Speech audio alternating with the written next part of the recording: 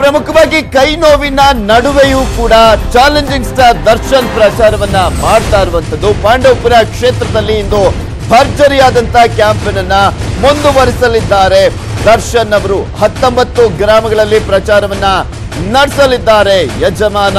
ಈಗಾಗಲೇ ದರ್ಶನ್ ಅವರು ಎಲ್ಲಾ ಕಡೆ ಮತ ಪ್ರಚಾರಕ್ಕೆ ಹೋಗುವಂತಹ ಸಂದರ್ಭದಲ್ಲಿ ಯಾವ ರೀತಿಯಾಗಿ ಮಾತನಾಡ್ತಾ ಇದ್ದಾರೆ ಅನ್ನೋದನ್ನ ಕೂಡ ನೋಡ್ತಾ ಇದೀವಿ.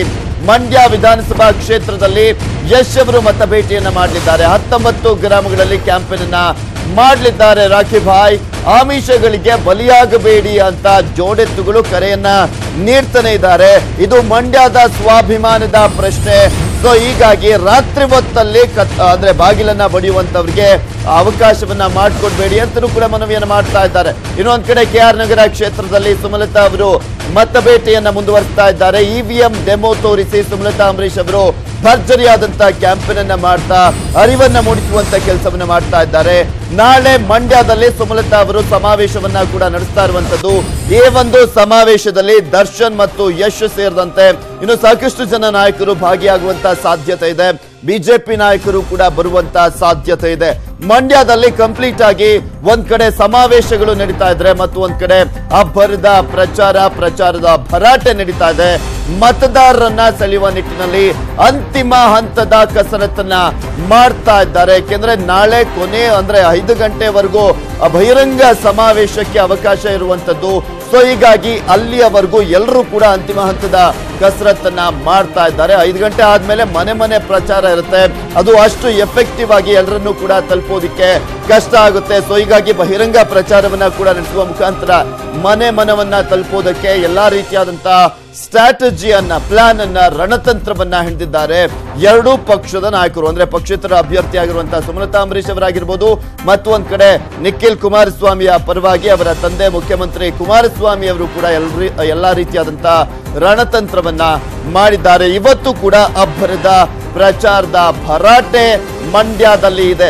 ಮಂಡ್ಯ ಕ್ಷೇತ್ರ ಯಾವ ರೀತಿಯಾಗಿ ಹೈ ವೋಲ್ಟೇಜ್ ಇಂದ ಕೂಡಿದೆ ಅನ್ನೋದು ಪ್ರತಿಯೊಬ್ಬರಿಗೂ ಕೂಡ ಗೊತ್ತಿದೆ. ಒಂದು ಮುಖ್ಯಮಂತ್ರಿ ಕುಮಾರಸ್ವಾಮಿ ಅವರಿಗೆ ಪ್ರತಿಷ್ಠೆಯ ಕಣವಾಗಿದ್ರೆ, ಇನ್ನು ಅದಕ್ಕೆ JDS ಭದ್ರಕೋಟೆಯನ್ನ ಛಿದ್ರ ಮಾಡೋದಕ್ಕೆ ಸುಮಲತಾ ಅಂಬರೀಶ್ ಅವರು ಕೂಡ ಮುಂದಾಗಿದ್ದಾರೆ.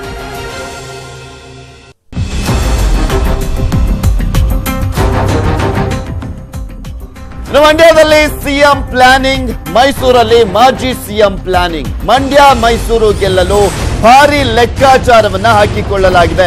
ಮಂಡ್ಯದಲ್ಲಿ ಸಿಎಂ ಕುಮಾರಸ್ವಾಮಿ ಅವರು ತನ್ನ ಮಗನನ್ನ ಗೆಲ್ಲಿಸಿಕೊಳ್ಳೋದಕ್ಕೆ ಮಾಸ್ಟರ್ ಪ್ಲಾನ್ ಅನ್ನ ಮಾಡಿದ್ರೆ, ಮೈಸೂರಲ್ಲಿ ಮಾಜಿ ಸಿಎಂ ಸಿದ್ದರಾಮಯ್ಯನವರು ತನ್ನ ಬಂಟನನ್ನ ಗೆಲ್ಲಿಸಿಕೊಳ್ಳೋದಕ್ಕೆ ಎಲ್ಲಾ ರೀತಿಯಾದಂತಹ ರಣತಂತ್ರವನ್ನ ಹೆಣೆದಿದ್ದಾರೆ. ಮಂಡ್ಯ ಮೈಸೂರು ಎರಡೂ ಕ್ಷೇತ್ರಗಳನ್ನ ಗೆಲ್ಲೋದಕ್ಕೆ ಭಾರಿ ಲೆಕ್ಕಾಚಾರವನ್ನ ಹಾಕಲಾಗ್ತಾ ಇದೆ.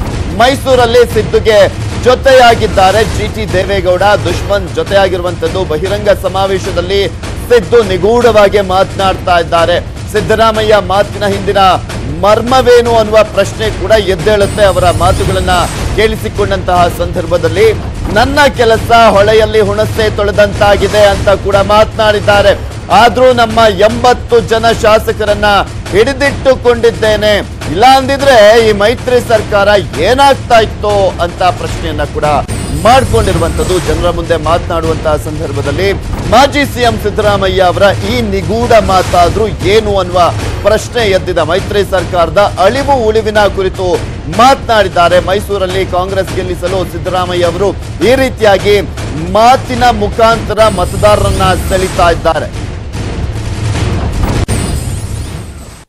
ನಾನು ಹೇಳಿದ್ದೀನಿ, ಈ ಸರ್ಕಾರ 5 ವರ್ಷ ಇರಬೇಕು, ಸಮ್ಮಿಶ್ರ ಸರ್ಕಾರ.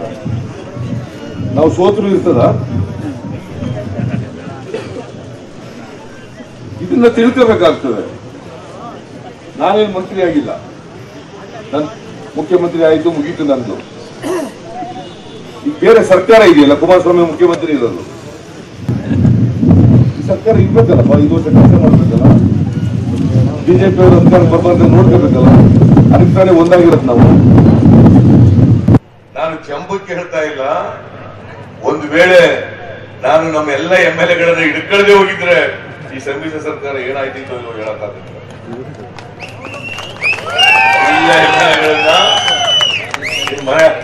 ಬೇಡಪ್ಪ ಮರ್ಯಾದೆ ಕಳಿಬೇಡಿ ಅಂತ ಹೇಳಿ ಅಲ್ಲಿ ಹಿಡ್ಕೊಂಡಿರೋದು. 25-30 ಕೋಟಿ ಯಾರಿಗಾರು ಕೆಂಪ್ಟ್ ಆಗ್ಬಿಡ್ತಾರಲ್ಲ 25-30 ಕೋಟಿ ಸಮಸ್ಯೆನ ಸಂಪಾದನೆ ಮಾಡಕ್ಕೆ 25-30 ಕೋಟಿ ಜೀವನದಲ್ಲಿ